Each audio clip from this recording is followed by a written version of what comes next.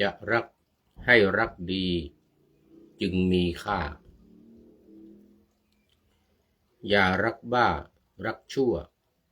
ให้มัวหมองคิดจะรักให้งามตามคันลองอย่าหมายปองรักเหลวไหลไร้ศีลธรรมคิดจะรักให้เป็นเช่นบัณฑิตอย่ารักผิดรักพลาดอาจชอบช้ำคิดจะรักให้ฉลาดตัดบาปกรรมอย่าถลำให้รักนำลงต่ำเอ่ย ขอถวายความนอบน้อมแด่พระรัตนตรัยมีพระพุทธเจ้าเป็นต้นขอถวายความเคารพพระมหาเถระพระเถรานุเถระเจ้าคณะพระสังฆาธิการทั่วโลกมีพระเดชพระคุณพระธรรมเสนาบดีเจ้าคณะภาค7วัดพระธาตุดอยสุเทพเป็นต้นและขออำนวยพรแด่ท่านผู้ฟังท่านผู้ชมสาธุชนพุทธบริษัททั้งหลายวันนี้รายการธรรมะหลังธรรมวัดเย็น ของวัดพระธาตุดอยสุเทพออกอากาศทางสถานีวิทยุพระพุทธศาสนาแห่งชาติและจริยธรรมวัดพระธาตุดอยสุเทพระบบ FM 96 เมกะเฮิรตซ์มีพ่อครูวรรลบนามวงพรหมเป็นผู้อำนวยการอาจารย์พระมหาประสิทธิ์ประสาธิโกเป็นหัวหน้าสถานีและอาตมาภาพพระครูปริยัติยานุศาสตร์เป็นผู้บรรยายเป็นประจำทุกวันตั้งแต่เวลา 18:40 นาทีเป็นต้นไปจนถึง 19:10 นาทีโดยประมาณ สำหรับวันนี้ก็บันทึกเสียงผ่านทาง Facebook ไลฟ์สวัยเทพบุญเหมือนเดิมจากวัดพระธาตุดอยสุเทพตอนนี้ยังหอบอยู่หน่อยเหนื่อยกำลังลงมาจากทำวัดสวดมนต์ยังไม่เสร็จลงมาก่อนมารอให้จบก็จะจบประมาณนี้แหละเมื่อกี้ลงมาก็18:40 นาที20 20 นาทีลงมาก็ถึงประมาณ40ถึงประมาณ40นี่ก็จะขึ้นกรรมฐานอะไรเรียบร้อยแล้วก็เสียงทางวิทยุก็จะเงียบแล้วสถานีก็จะตัดเสียงในวิหารก็มาลิงก์เอาเสียงทาง Facebook นี้ออกแทนซึ่งเป็นการพูดแทนพระเดชพระคุณหลวงพ่อซึ่งกำลังนำทำสมาธิภาวนาแบบสมถกรรมฐานก็ให้ผู้พูดนี้อธิบายนำปฏิบัติในฝ่ายวิปัสสนากรรมฐานทางฝ่ายสมถกรรมฐานนั้นพระเดชคุณหลวงพ่อก็นำทำพุทธานุสติโดยบริกรรมว่าพุทโธพุทโธพุทโธเพื่อให้จิตสงบแล้วจะได้เกิดเป็นสมาธิแล้วเกิดปัญญา สามารถบรรลุธรรมได้เรียกว่าเจโตวิมุตติหลุดพ้นได้ด้วยใจส่วนการพูดนี้ก็ให้ เกิดปัญญาเกิดความรู้เกิดความเข้าใจถ้าได้บรรลุก็จะเรียกว่าปัญญาวิมุตติหลุดพ้นด้วยปัญญาโดยการให้ท่านผู้ฟังปฏิบัติวิปัสสนานี้โดยวิธีการฟังเรียกว่าสุตตนัยยะโดยการฟังและสองจินตานัยยะอันนี้โดยการคิดเอง ไม่ต้องฟังไม่ต้องนึกถึงตำรับตำราที่เล่าเรียนมาแต่ว่านั่งคิดพิจารณาด้วยตนเองแล้วความรู้ความเข้าใจหรือปัญญามันจะเกิดขึ้นเองเหมือนกันโดยการคิดหาโดยวิธีการโดยหาอุบาย ตอนนี้ขอต้อนรับคุณโยมพิสมัยศรีเทพธรรมรงค์อันนี้จากลำปางวันนี้เข้ามาก่อนเพื่อน โมทนาเป็นอย่างยิ่งแล้วก็มี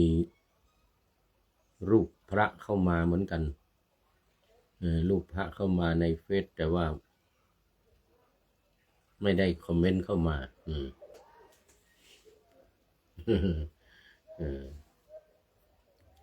ดังนั้นก็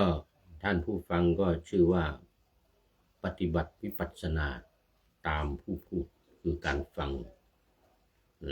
การคิดแบบที่สองและแบบที่สามพิจารณาตามหัวข้อธรรม73หัวข้อ6หมวดก็ฟังเอาจากนี่แหละฟังเอานี่แหละว่าหมวดไหนเป็นยังไงแล้วก็เอาไปนั่งพิจารณาเช่นอย่างหมวดที่1หมวดขันธ์5อย่างนี้ก็จะพูดถึงรูปเวทนาสัญญาสังขารวิญญาณ ก็เรานำไปพิจารณาว่ารูปเป็นอย่างนี้เวทนาเป็นอย่างนี้สัญญาสังขารวิญญาณคือตัวของเราเนี่ยมันอยู่ในตัวของเราเนี่ยมันไม่เที่ยงมันเป็นทุกข์เป็นอนัตตาก็ว่าไปตอนนี้ขอต้อนรับเกรียงธรรมะสาธุเกรียงธรรมะแต่ก่อนนี้เป็นพระตอนนี้ลาสิกขาแล้วสาธุโมทนาเห็นว่าอยู่ทางสันทรายนี่นะสมัยก่อนก็อยู่วัดฝายหินวัดฝายหินหลวงพ่อนี่เป็นเจ้าอาวาส เรียนมจร.จบแล้วปริญญาตรี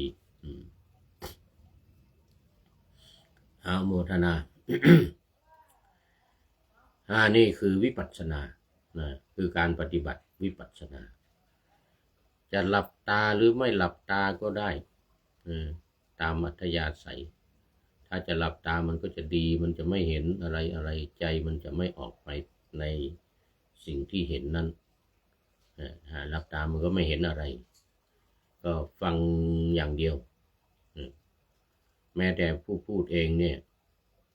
ก็ฟังด้วยพูดด้วยฟังด้วยนี่หูมันอยู่นี่พูดอยู่นี่เนี่ยเสียงมันใกล้ พูดไปด้วยก็ฟังไปด้วยนะพิจารณาไปด้วยตามหัวข้อธรรม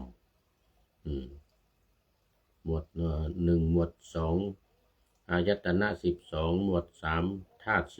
18หมวด4อินทรีย์22หมวด5อริยสัจ4 หมวดที่6ปฏิจจสมุปบาทสุดท้ายพอดีเลยพิจารณาสิ่งที่อาศัยกันเกิดขึ้นนะ อย่างวันนี้ขึ้นหัวข้อใหม่แล้วทุกวันก็ว่าเรื่องที่เกิดของอุปธิที่เกิดของอุปธิจบไปเมื่อวานใช้เวลาตั้งหลายวันมันยาว วันนี้หัวข้อใหม่วิธีแก้ความง่วงนี่พอเวลานั่งทำสมาธิเนี่ยเวลานั่งพิจารณาไม่ว่าจะสมถกรรมฐานหรือวิปัสสนากรรมฐานโดยเฉพาะสมถกรรมฐานนะการบริกรรมอย่างนี้นะ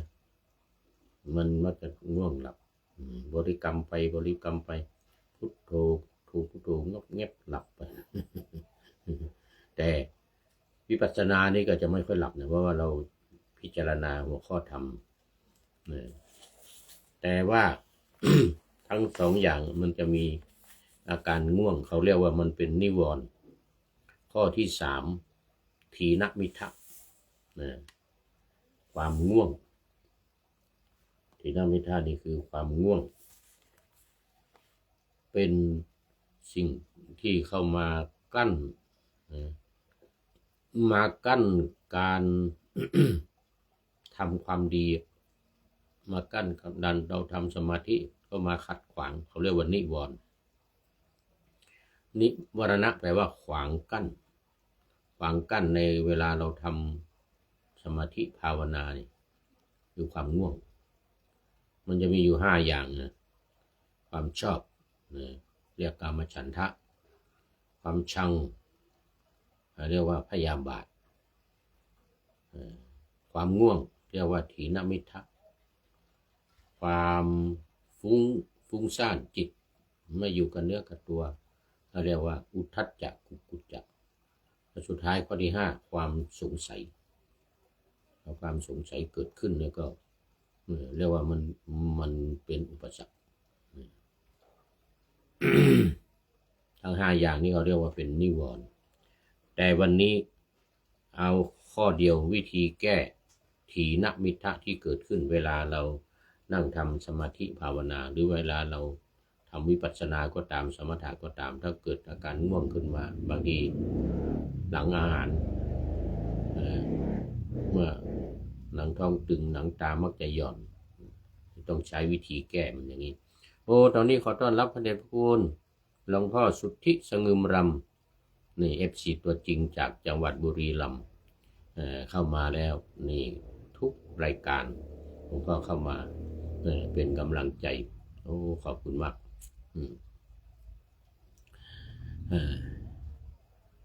มาในเรื่องของวิธีแก้ง่วงนี้มาในสัตตกนิบาตอังคุตรนิกายพระสุตตันตปิฎกเล่มที่23หน้าที่87ข้อที่58ต้นเลยหน้า87พระไตรปิฎกฉบับสยามรัตนะฉบับสยามรัฐซึ่งหนังสือพุทธวจนะนำมาลงไว้ต้องขอบคุณทีมงานของท่านอาจารย์พึกฤทธิ์ทำหนังสือพุทธวจนะเล่มนี้เกี่ยวกับเรื่องสมถะและวิปัสสนาโดยเฉพาะเลย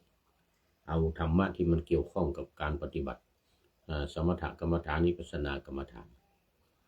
อย่างนิวรณ์เนี่ยเกี่ยวข้องกับการปฏิบัติพระองค์ตรัสกับพระท่านโมคคัลลานะซึ่งบวชพร้อมกันกับพระสารีบุตรแต่ด้านโมคคัลลานะนี่มักจะเป็นคนที่ชอบง่วงหลับชอบง่วงหลับเวลาทำสมาธิ เวลาปฏิบัติพระองค์ก็ตรัสว่าโมคคัลลานะเธอง่วงหรือโมคคัลลานะเธ เธอง่วงหรือพระองค์ตรัสถามท่านโมคคัลลานะก็ตอบว่าอย่างนั้นพระเจ้าข้ากระหม่อมง่วงว่างั้นนะอันนี้มันจะมีว่าข้อที่1โมคคัลลานะเพราะเหตุนั้นแหละเมื่อเธอมีสัญญาอย่างไรอยู่ความง่วงนั้นย่อมครอบงำเธอได้เธอพึงทำไว้ในใจซึ่งสัญญานั้นให้มากข้อนี้จะเป็นเหตุให้เธอละความง่วงนั้นได้สัญญาคืออะไรสัญญาคือความจำอะไรอย่างใดอย่างหนึ่งในอดีตที่ผ่านมาแม้ว่าชั่วโมง2 ชั่วโมงที่ผ่านมาหรือเป็นวันหรือเป็นเดือนหรือเป็นปีก็ตามเมื่อความจำนั้นมันเข้ามาครอบงำเนี่ยมันจะทำให้เรานี่เกิดความง่วงการบริกรรมหรือการนับหรือการพิจารณาธรรมที่เราทำอยู่เนี่ยมันจะหายไปเมื่อมีสิ่งอื่นความจำอย่างอื่นเข้ามาครอบงำจิตของเราเมื่อครอบงำจิตของเราแล้วมันก็จะเกิดความง่วงเพราะฉะนั้นจะต้องทำไว้ในใจให้แยบคายซึ่งสัญญาหรือความจำอันนั้นทำให้มากทำให้มากข้อนี้จะเป็นเหตุให้เธอละความง่วงนั้นได้สมมติว่ามันนึกสิ่งใดขึ้นมานึกขึ้นสิ่งใดขึ้นมาได้ที่ผ่านไปแล้วสักอย่างหนึ่งอย่างใดอย่างหนึ่งจะให้เป็นเน้นย้ำในเรื่องนั้นให้มากเน้นย้ำเรื่องนั้นให้มากนั่นความง่วงก็จะหายไปมันจะไม่เกิดความง่วง2ถ้าเธอยังละไม่ได้แต่นั้นเธอพึงตรึกตรองพิจารณาถึงธรรมตามที่ตนได้สดับแล้วได้เรียนมาแล้วด้วยใจข้อนี้จะเป็นเหตุให้เธอละความง่วงนั้นได้ถ้ามันยังมีอาการง่วงอยู่เนี่ยจะไม่ไหวตาจะยกไม่ขึ้นแล้วทำยังไงบอกว่าให้ตรึกตรองพิจารณาธรรมที่ได้สดับมาที่ได้ฟังมาเป็นต้นว่าอริยสัจสี่หรือขันธ์ห้าหรืออย่างเงี้ยก็ให้ไปตรึกตรองดูว่าเราเนี่ยอริยสัจสี่ข้อ1ทุกข์ข้อที่2สาเหตุของความทุกข์ข้อที่3การดับความทุกข์นั้นข้อ4ข้อปฏิบัติหรือปฏิปทาข้อปฏิบัติมรรคมีองค์8ประการเนี่ยก็ให้ตรึกตรองตามตรึกตรองตามธรรมที่ได้ศึกษามาที่ได้ยินได้ฟังมาอริยสัจสี่เป็นอย่างนี้นะก็นึกถึงธรรมแต่แล้วความง่วงมันก็จะหายไปทำอย่างใดอย่างหนึ่งนึกถึงพระรัตนตรัยก็ได้พุทธพระธรรมพระสงฆ์ไตรลักษณ์ก็ได้อนิจจังทุกขังอนัตตาเอาธรรมะต่างๆเหล่านี้มาตรึกตรองพิจารณาสติปัฏฐาน4อย่างนี้กายเวทนาจิตธรรมอย่างนี้ก็มาพิจารณามาตรึกมาตรองมาคิดพิจารณาความง่วงก็จะไม่ครอบงำเราได้ความง่วงก็จะหายไป3ถ้ายังละไม่ได้แต่นั้นเธอพึงสาธยายธรรมตามที่ตนได้สดับมาแล้วได้เรียนมาแล้วโดยพิสดารข้อนี้จะเป็นเหตุให้เธอละความง่วงนั้นได้สาธยายยังไงคือเอาธรรมนั้นมาว่าเอาธรรมนั้นมาว่าธรรมะที่เราได้ศึกษามาที่ได้เรียนมายกตัวอย่างธรรมจักรกับปวัตตนสูตรนี่เอวเมสุตังเอกังสมยังภควาพาลานะจิยังอิสิปตเนมิกาทาเยตัตระโคภควา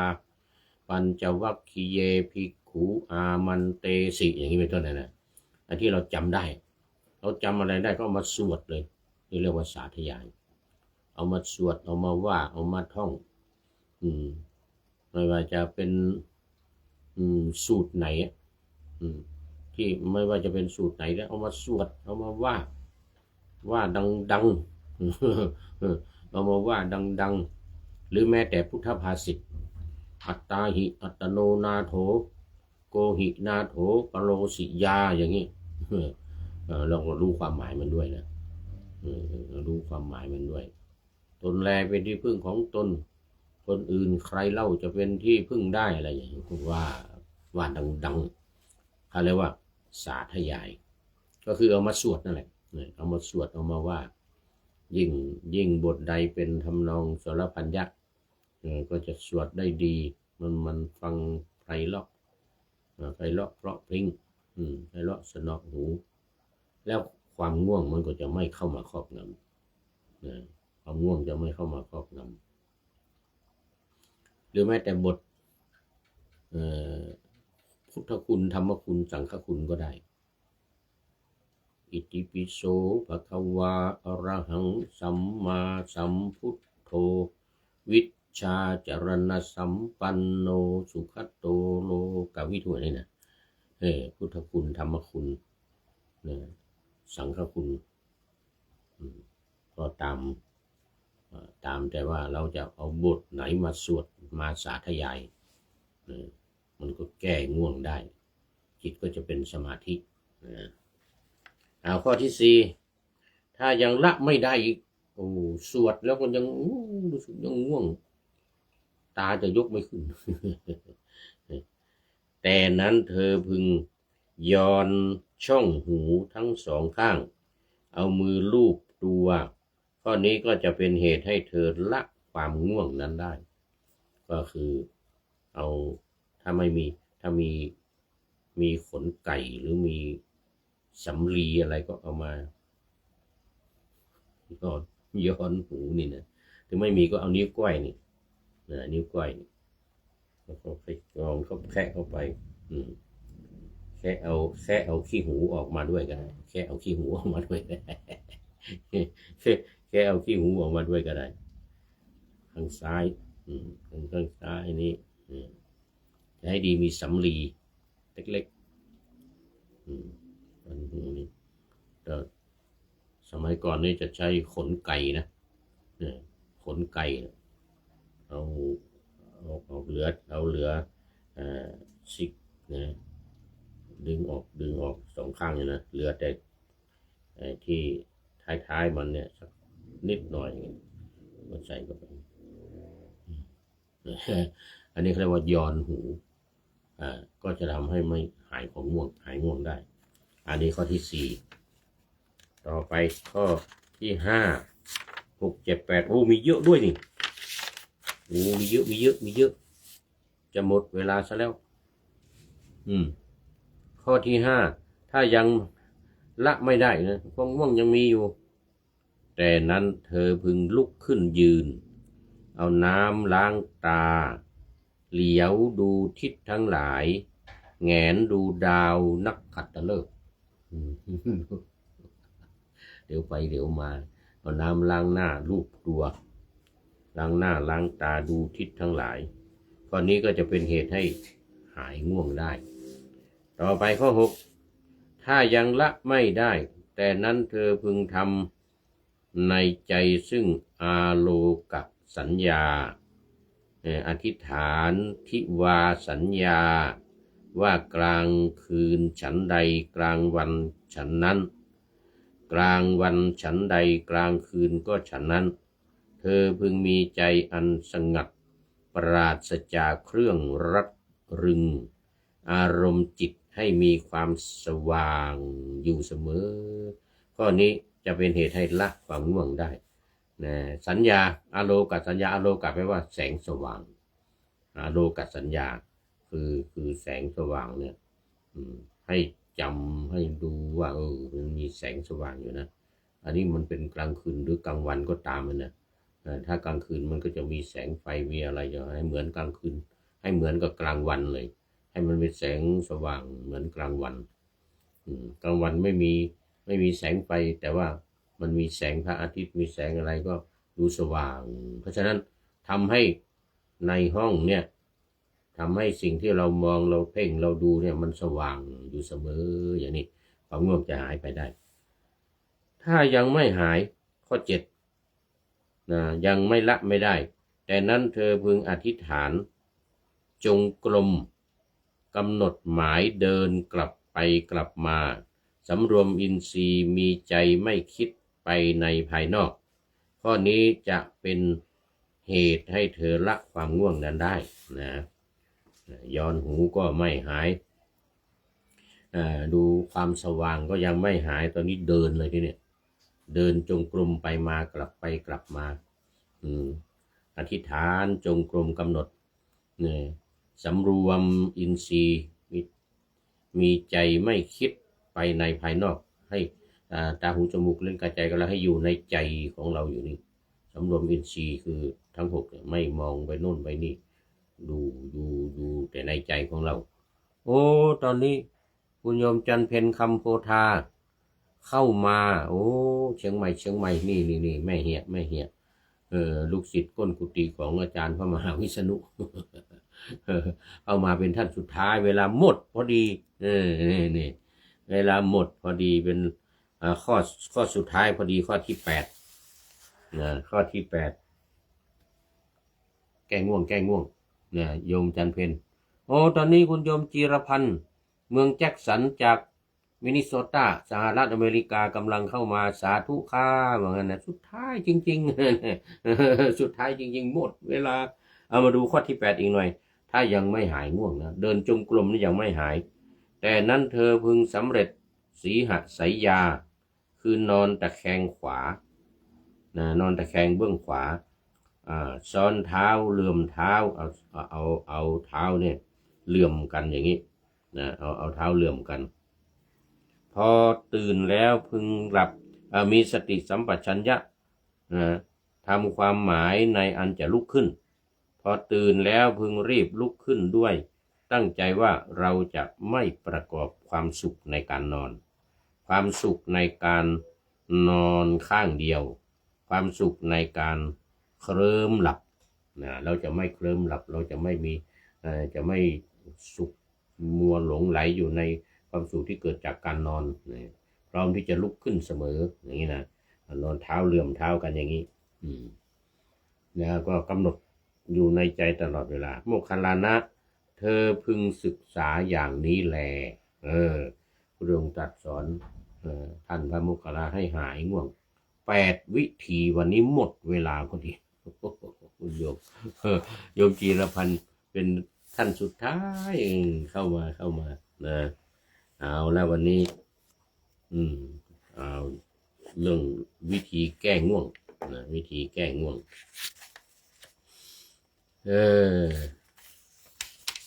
คุณโยมจันเพ็ญด้วยคุณโยมจันเพ็ญด้วยก็สุดท้ายเหมือนกันไว้ฟังกันใหม่คุยกันใหม่อีกในวันต่อไปวันนี้มีข้อคิดท้ายรายการนี่วันนี้จากสถานีธรรมนะสถานีธรรมบอกว่าคิดจะรักให้รักดีจึงมีค่าอย่ารักบ้ารักชั่วให้มัวหมองคิดจะรักให้งามตามคันลองอย่าหมายปองรักเหลวไหลไร้ศีลธรรมคิดจะรักให้เป็นเช่นบัณฑิตอย่ารักผิดรักพลาดอาจชอกช้ำคิดจะรักให้ฉลาดตัดบาปกรรม